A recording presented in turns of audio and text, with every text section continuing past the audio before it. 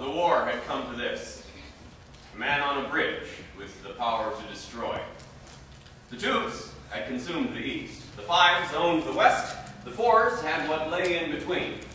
The zeros, the ones, the threes, slaves for the most part. No, we don't call them slaves. There is no such thing as a slave these days. But they can't own property, or any property worth owning, which amounts to just about the same thing. Just try to get into school as a 3.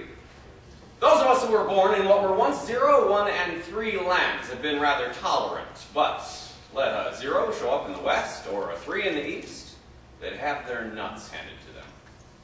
Of course, when you can't own property, there's not much left worth living for, save for what passes between a man and a woman. And so the lines have not died out as quickly as some might have hoped. Then there are those who insist that they should have all just been killed then and there while we still had the chance. Perhaps the best thing would be to get rid of them altogether while we could still label them as a threat. And in a way, they were a threat, at least as far as we were concerned. We needed space.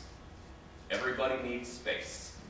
We were running out of numbers. There were 99,999,999 of us. Or thereabouts. Okay, time for a little history lesson. 287 million.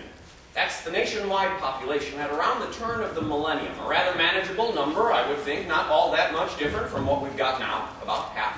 And hardly worthy of concern, were it not for Social Security numbers. You see, some numbers are better than others, and we were running out of the better ones.